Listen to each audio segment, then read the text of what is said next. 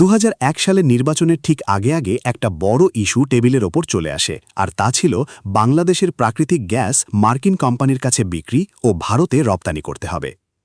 20 March 2000 সালে Bill Clinton বাংলাদেশে এসেছিলেন। এটা ছিল কোনো মার্কিন প্রেসিডেন্টের প্রথম বাংলাদেশ সফর।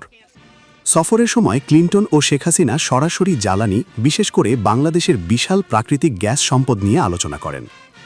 ক্লিন্টনের সফরের সময় বাংলাদেশের গ্যাস নিয়ে মার্কিন পক্ষের আগ্রহ ছিল স্পষ্ট। সমকালীন রিপোর্টে বলা হয়েছিল ইউএস ও ব্রিটিশ পেট্রোলিয়াম কোম্পানিজ এবং ওয়ার্ল্ড ব্যাংক বাংলাদেশকে তার বিশাল গ্যাস সম্পদ আরও উন্মুক্ত করার ব্যাপারে উৎসাহ দিচ্ছিল। কিন্তু শেখ হাসিনা সরকারের অবস্থান ছিল আগে বাংলাদেশের মানুষের চাহিদা পূরণ করতে হবে, ভবিষ্যৎ প্রজন্মের জন্য 50 বছরের গ্যাস নিশ্চিত করতে হবে, তারপর অতিরিক্ত গ্যাস থাকলে রপ্তানি করা যাবে। অন্যদিকে তৎকালীন বিরোধী দল বিএনপি জামায়াত জোট ইঙ্গিত দিয়েছিল তারা বিষয়টিকে অন্যভাবে দেখবে। আন্তর্জাতিক শক্তিগুলোর কাছে বার্তা স্পষ্ট হয়ে যায় কাকে ক্ষমতায় আনলে তাদের বাণিজ্যিক স্বার্থ হাসিল হবে। 22 মার্চ 2000 সালের দ্য ডেইলি স্টার পত্রিকায় উল্লেখ করে বলেছে, প্রেসিডেন্ট ক্লিন্টনের সাথে 45 মিনিটের একটি সফল বৈঠক করায় বিএনপি বেশ উৎফুল্ল ছিল এবং সফর জুড়ে বেগম খালেদা জিয়ার ভূমিকা প্রশংসনীয় ছিল। একই সাথে তৎকালীন ক্ষমতাসীন অর্থাৎ আওয়ামী লীগকে বিরোধী দলের ওপর সব ধরনের নিপীড়ন ও দমনপীড়ন বন্ধ করতে বলা হয়। 2000 সালের আগস্ট মাসের 1 তারিখে সিএসআইএস-এর সাউথ এশিয়া মনিটরের বিশ্লেষণ বলছিল বাংলাদেশের গ্যাস পলিসি নিয়ে বড় সিদ্ধান্ত সম্ভবত 2001 সালের নির্বাচনের আগে হবে না। নির্বাচন ঘনিয়ে আসার সাথে সাথে আন্তর্জাতিক ডিপ্লোম্যাটদের দৌড়ঝাঁপ রেকর্ড মাত্রায় পৌঁছে যায়। বাংলাদেশের মতো ছোট কিন্তু কৌশলগতভাবে অত্যন্ত গুরুত্বপূর্ণ দেশকে নিজেদের নিয়ন্ত্রণে রাখা ছিল তাদের মূল উদ্দেশ্য। 2001 সালে অনুষ্ঠিত অষ্টম জাতীয় সংসদ নির্বাচন নানা কারণে বাংলাদেশের রাজনীতিতে একটি গুরুত্বপূর্ণ এবং ঘটনাবহুল অধ্যায়। বিএনপি এবং জামায়াতে ইসলামী জোটবদ্ধ হয়ে এই নির্বাচনে অংশ নেয়। ক্ষমতার মেয়াদ পূর্ণ করে সংবিধান অনুসারে নির্দলীয় তত্ত্বাবধায়ক সরকারের কাছে ক্ষমতা হস্তান্তর করেছিল আওয়ামী লীগ সরকার। তখন প্রধান উপদেষ্টা পদে আসীন হন তৎকালীন সদ্য সাবেক প্রধান বিচারপতি লতিফুর রহমান। প্রধান উপদেষ্টার শপথগ্রহণ অনুষ্ঠানে বিদায়ী প্রধানমন্ত্রী শেখ হাসিনা বলেন, বাংলাদেশে এই প্রথমবারের মতো একটি নির্বাচিত সরকার হিসেবে 5 বছর মেয়াদ শেষ করে সাংবিধানিকভাবে তত্ত্বাবধায়ক সরকারের কাছে দায়িত্ব অর্পণ করতে পেরে তিনি আনন্দিত।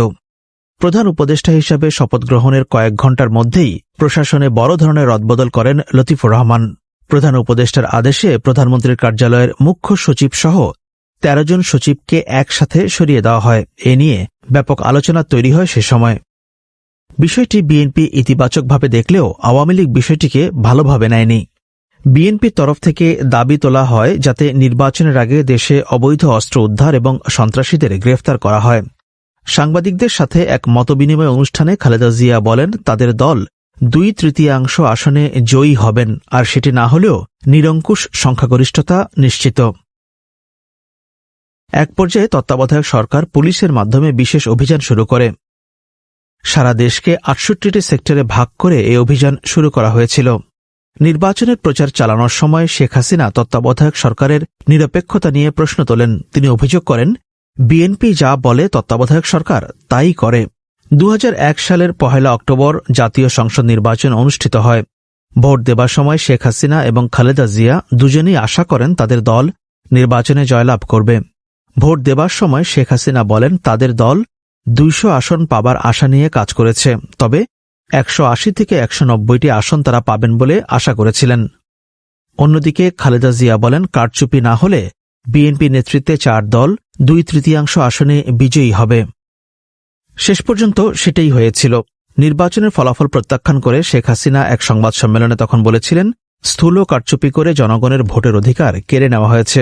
জনগণ নির্বাচনের ফলাফল প্রত্যাখ্যান করেছে এবং সেজন্য আওয়ামী লীগেরও মেনে নেওয়ার প্রশ্নই আসে না। নির্বাচনের পরে নতুন আরেক পরিস্থিতির তৈরি হয়। দেশের বিভিন্ন জায়গা থেকে হিন্দুদের উপর হামলা, বাড়িঘরে অগ্নিসংযোগ, ধর্ষণ এবং লুটপাটের অভিযোগ আসতে থাকে। এইসব ঘটনার সাথে বিএনপির কর্মী সমর্থকরা জড়িত বলে সংবাদ মাধ্যমে খবর প্রকাশিত হয়। তখনও বিএনপি ক্ষমতা গ্রহণ করেনি, তখন তত্ত্বাবধায়ক সরকারের ছিল বিদায়কাল। এমন অবস্থায় ঢাকায় নিযুক্ত ইউরোপিয়ান কমিশনের রাষ্ট্রদূত উদ্বেগ প্রকাশ করেন এবং হামলাকারীদের বিরুদ্ধে কঠোর ব্যবস্থা নিতে সরকারের প্রতি আহ্বান জানান। কিন্তু বিএনপি ক্ষমতা গ্রহণের পরেও পরিস্থিতির তেমন কোনো বদল হয়নি। তখন সংসদে যোগ না দেবার ব্যাপারে বেশ অনড় ছিলেন শেখ হাসিনা। তাকে উদ্ধৃত করে দৈনিক সংবাদ পত্রিকা লিখেছিল, 4 দলীয় জোট 2/3 আসন নিয়ে গেছে, এখন তাদের সংসদে যাওয়া আর না যাওয়ায় কিছু এসে যায় না। তিনি বলেন, কারচুপি নির্বাচন বাতিল এবং জনগণের ভোটের অধিকার রক্ষার জন্য সংগ্রাম চলবে। নির্বাচনের ফলাফল প্রত্যাখ্যান করে আওয়ামী লীগ সারা দেশে আধাবেলা অবরোধ কর্মসূচির ডাক দেয়। এছাড়াও তারা আরও কিছু কর্মসূচি ঘোষণা করে।